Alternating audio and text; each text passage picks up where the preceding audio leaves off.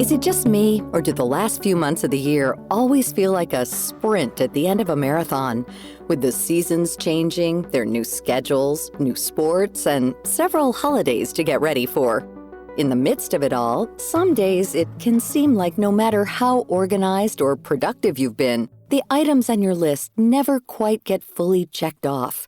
On top of that, there's also a common feeling that you never have time to do the things you really want to do, like read that new book or finally go on that trip with friends. People are meeting their deadlines. They're getting their family members where they need to go at about the time that they're supposed to be there.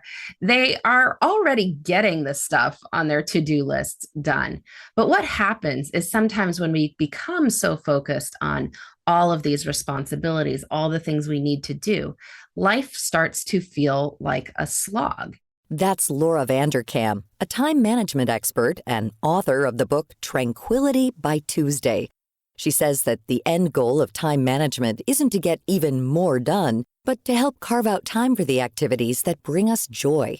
It often comes down to how we spend our hours, that it's not just about, do you have a good job? It's like, well, what are you doing with the hours that you are working? Are you making space for the projects that you do enjoy? Are you getting to invest in the relationships with colleagues who you find incredibly energizing and inspiring? Are you feeling like you're making progress on your goals, or do you feel like you're constantly just putting out fires? And it makes a big difference. And these time management techniques aren't rocket science. It's small changes like getting good sleep and enough exercise that, along with other habits, all add up to make a notable difference. It might sound cliché, but having a set bedtime shouldn't just be for kids. I've found over the years that a lot of people sleep in a very disorderly fashion. If you have them keep track of their time for a week, they may be sleeping enough from a quantitative perspective, but they're feeling exhausted some days, and then other days their bodies are forcing them to catch up on sleep. And so it can be hard to maintain good routines on those days. It's so much better. You'll have so much more energy if you get the amount of sleep that you need every single night. Once you're past the morning hump, it's important to build in some time for movement. Vanderkam says one rule she recommends to clients is doing some kind of exercise before 3 p.m. This is about maintaining energy levels. There's pretty good evidence that even short bursts of physical activity can massively boost people's mood. They can make people feel more energized. And the reason to do it before 3 p.m. is that when people have looked at energy levels in the course of a day, that tends to be a low point. So if you haven't moved by 3 p.m., getting up to do it then is a good time, because then you'll get through the rest of the afternoon without necessarily reaching for coffee or candy bars or whatever else it is that people rely on to boost their energy. The act of finding time for exercise also forces a person to be strategic about their schedule. Vanderkam says that too often people waste several hours on mundane tasks. One of my rules, rule number 8, is to batch the little things, to designate a small window for tackling all these tasks that are not terribly urgent and are not terribly important. And so if at work, for instance, you say, okay, well, from 1 to 1:30, I'm going to get through as many of these tasks as possible. First, just 2 things happen when you do this. One is that you become more efficient. But beyond that, it allows you to relax at other points or to focus on deeper things. You know, you're working on a really important business matter in the morning. You're like, oh, but wait, I have to fill out that form from HR and order a birthday present. You say, no. There is a time for that. I'm going to do that between 1 and 1:30. Now is not that time. I can stick with this difficult issue that I am working on.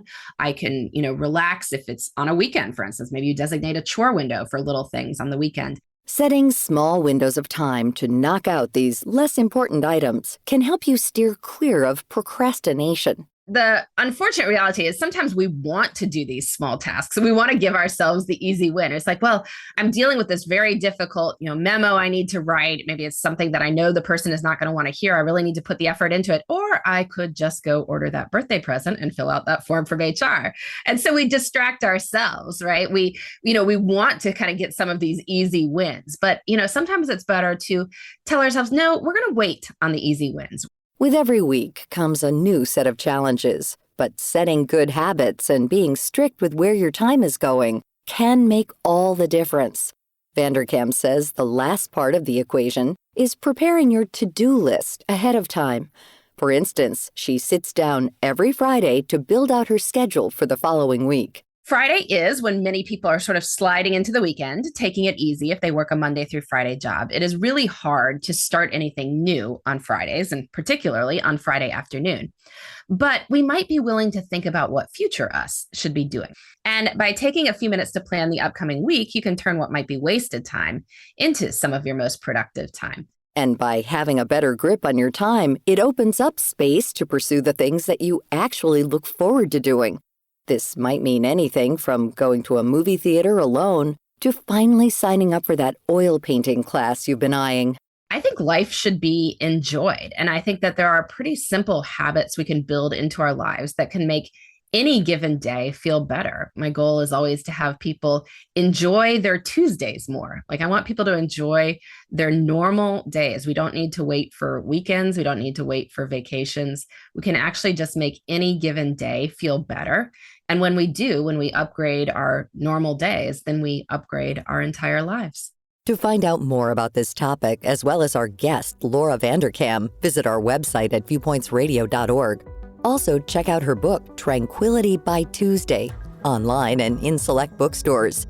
For more behind the scenes, search Viewpoints Radio on Instagram, X, and Facebook.